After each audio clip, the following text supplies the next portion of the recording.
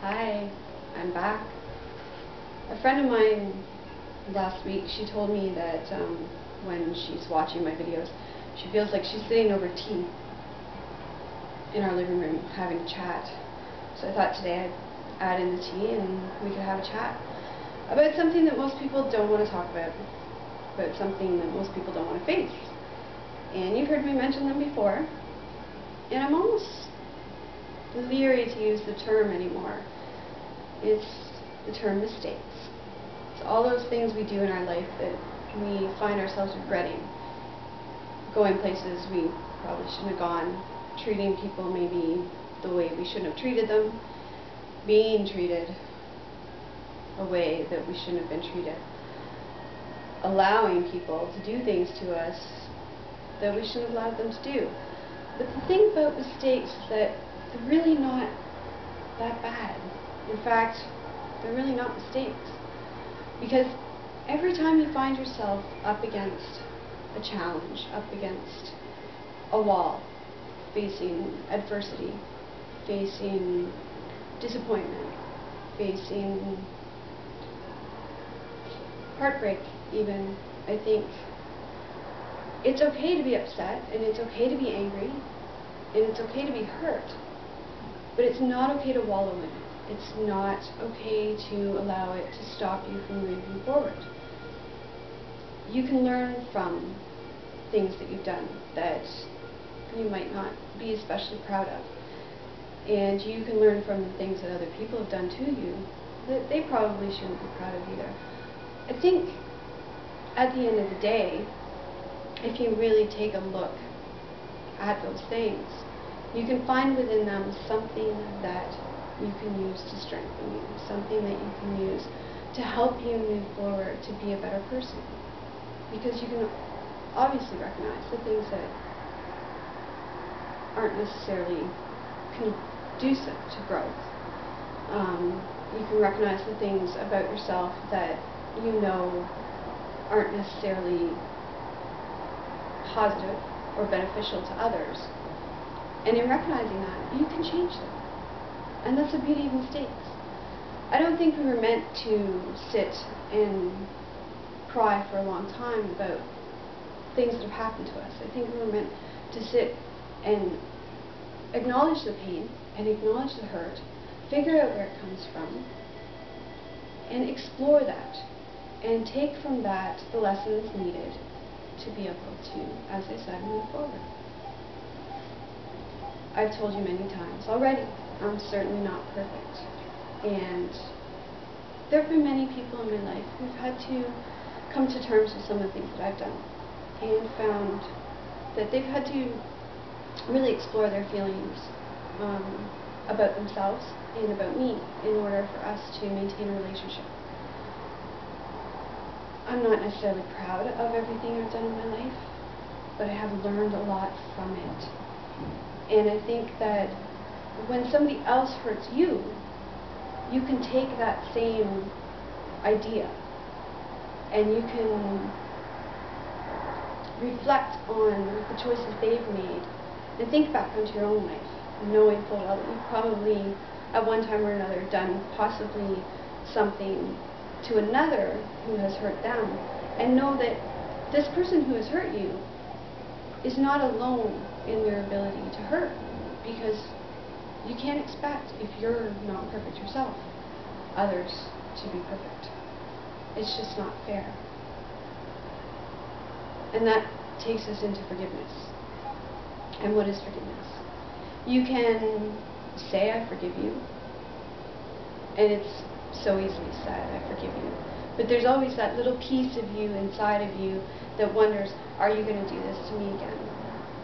Are you going to hurt me again? Are you going to cause me pain again? And there's always that doubt and that fear. And it sits right there in your stomach like this little knot, and it just won't go away. And you've got butterflies, and they're not good butterflies. They're not the kind of butterflies you get when you meet the love of your life for the first time and you see them and you're like, oh! They're those really upsetting butterflies, and they're heavy, and the wings are beating on the inside of your gut. and you're just feeling this utter disappointment in either yourself or someone else. And how do you rise above that? Every one of us has within them an innate ability to find joy.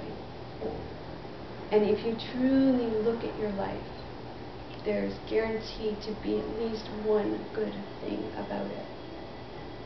There's either somebody who's reaching out a hand to help pull you up. There's somebody who's standing beside you saying, come on, get up, you can do it. There's somebody who's standing behind you, catching you as you fall. What you need to do in that case is concentrate on those people. Do not dwell on the mistakes that have been made. Do not dwell on the pain that has been caused either by you or by somebody else to you. Concentrate on those things in your life that bring you that joy, that bring you that light. And that's how you can find forgiveness, both for yourself and for others. Because then you see that there are people in this world that care. And when you see that there are people in this world that care, that light comes back into your life. And your day suddenly seems brighter.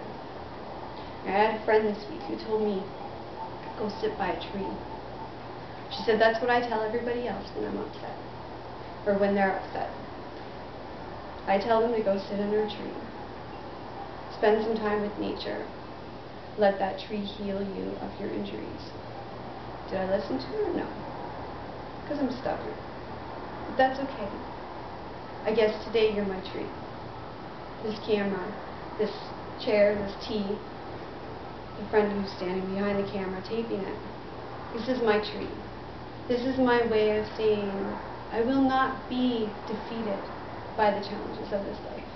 I will not allow them to stop me from moving forward. I will not allow them to stop me from being a whole me.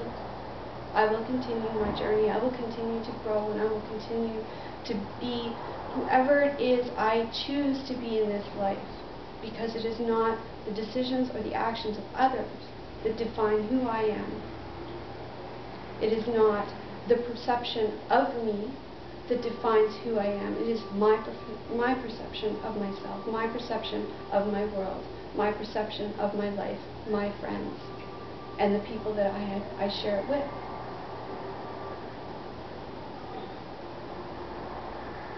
There's a lot of pain in our world. I'm not going to sit here and lie to you and say that our world is all full of light and love and laughter and that there's nothing going on wrong with it. But together we can rise above it when we unite and we allow ourselves to depend on the people in our life that show us love. When we allow ourselves to say for one moment, today I am too weak to go on alone. And when we take that hand and let it lift us up, it does not mean we are less of a person. It means we are more, because now we are more than one. We become one with those people who have offered to give of themselves to us to lift us up. And now we are a team. So, here's to being one, even as we're being more than one, and rising above those things that keep us down, and becoming the light that we know does exist in our world.